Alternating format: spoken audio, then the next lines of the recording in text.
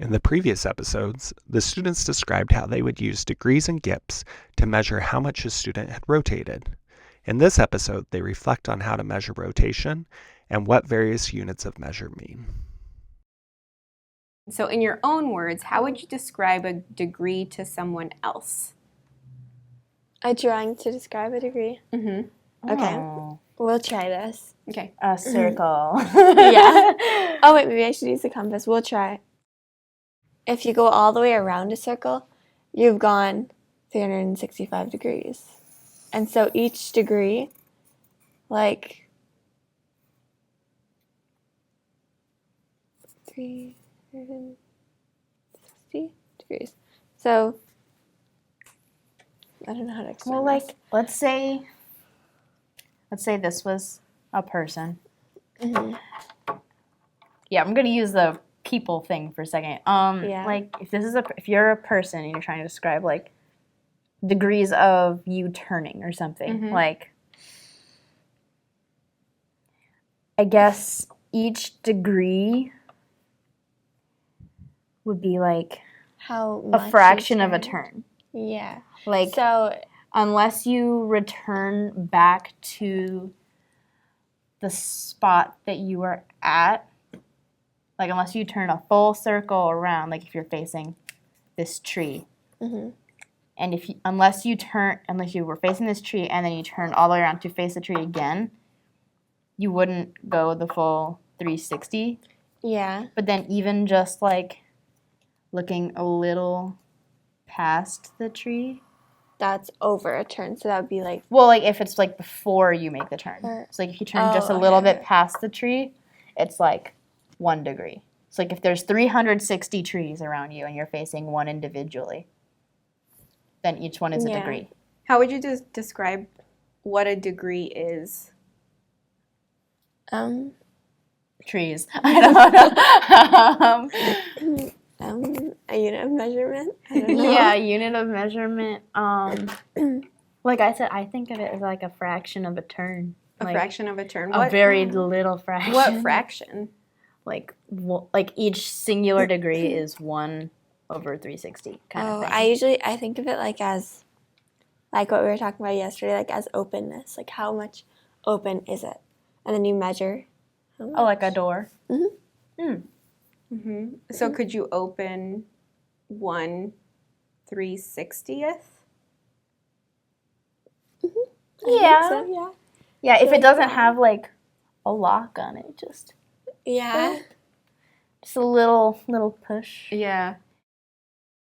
Oh, we 1 can write it. degree is 1/360th of a turn. Mm-hmm. So kind of like how I said earlier, like if there are 360 trees in a circle, a perfect circle around you, and you like turn to face each one individually, each tree would be like Yeah. a degree. Mm. I'm not about to draw 360 trees. Mary and Claire have described a degree as rotating 1/360th of a full rotation. Claire described how you could think of this as being at the center of a circle of 360 evenly spaced trees. As you turn from facing one tree to facing the tree next to it, you would be rotating 1 degree. Mary also expressed that you could think of a door opening 1/360th of a full rotation. While most doors can't make a full rotation, some rotating or turnstile doors can. Now they reflect on other possible units of measure. Mary begins by imagining what it would be like to divide a circle up into 2,000 pieces instead of the standard 360. I guess you To could measure make a like turn, 2,000 things in a circle and say that's called something else and be even more exact. Yeah. But- What would you call it? Like if you're going to make something where it was like, okay, I can cut my circle into 2,000 pieces, as you said. Like if you're just going to make, you can make up your own unit of measurement.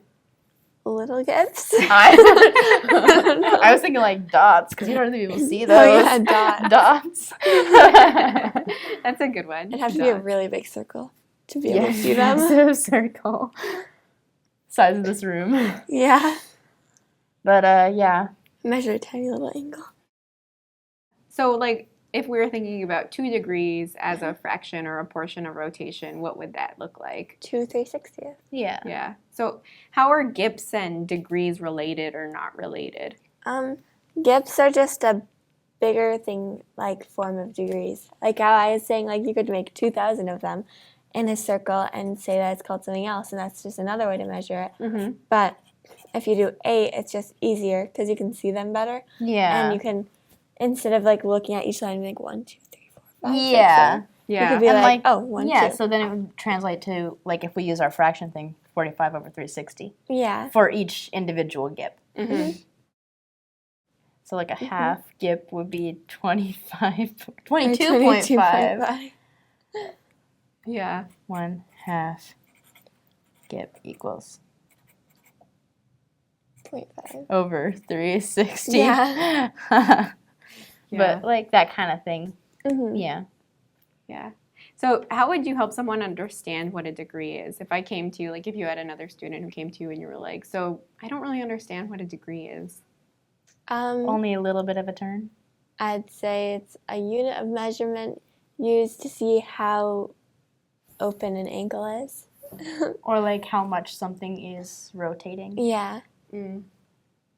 Because, like, if you think of angles as 2 separate legs, then one of the legs is rotating. Oh, yeah. Like a clock. Mm-hmm. Yeah. So, I get, yeah, the rotation thing. Mm-hmm. Unit of measurement to describe exact rotation amount. Like there's 12-hour marks on a clock, and Yeah, that could be used yeah. as a measurement. Yeah. In this lesson, Mary and Claire explored how to measure angles with degrees and other units. They described how you can measure both static angles, like they did in the previous lesson, or things that are rotating, like a person turning or the hands on a clock. To measure these angles, they needed a unit of measure. To establish a unit, they divided a circle, or full rotation, into smaller chunks. To get the familiar unit, 1 degree, they divided a circle or full rotation into 360 parts. However, this is not the only unit that is possible. Mary talked about how you could similarly divide up a circle or full rotation into 2,000 parts to get a different unit, or you could divide it up into 8 parts to get 1 gip. In the next lesson, they will explore how the measure of an angle's openness is related to arc length.